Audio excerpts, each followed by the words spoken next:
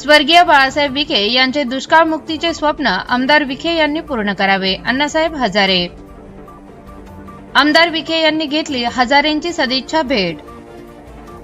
स्वर्गीय बाळासाहेब विखे पाटील यांनी पाहिलेले महाराष्ट्र दुष्काळ मुक्तीचे स्वप्न त्यांचे सुपुत्र व राज्याचे जलसंपदा मंत्री राधाकृष्ण विखे पाटील यांच्या कारकिर्दीत पूर्ण व्हावे अशी अपेक्षा ज्येष्ठ समाजसेवक पद्मभूषण श्री अण्णासाहेब हजारे यांनी व्यक्त केली.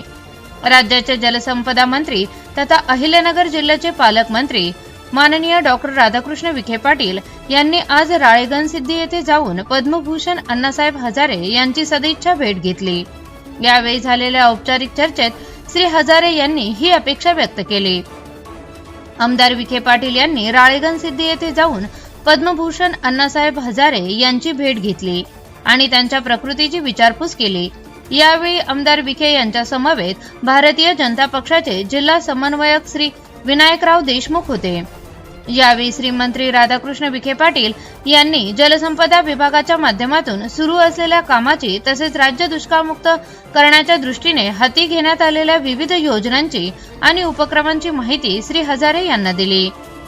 प्राधान्याने शेतकरी हित डोळ्यासमोर ठेवून निर्णयांना प्राधान्य देण्यात येत असल्याने प्रामुख्याने कृष्णा व गोदावरी खोरे विकास महामंडळाच्या आखारीतील अनेक नवीन प्रकल्प सुरू करण्यात येत असून धरणातील गाळ काढण्याचे धोरणही राज्य सरकारने घेतले आहे. यामध्ये अहिल्यानगर जिल्ह्यातील मुळा धरणाचा समावेश केला असल्याचे आमदार विखे यांनी सांगितले. जलसंपदा विभागाने राज्यातील नदीजोड प्रकल्पाच्या कामांना विशेष प्राधान्य दिले आहे.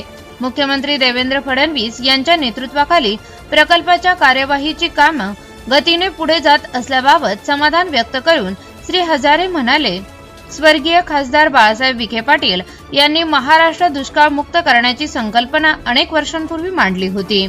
या संदर्भात त्यांनी तज्ज्ञांच्या मदतीने महत्त्वपूर्ण आराखडा देखील तयार केला होता.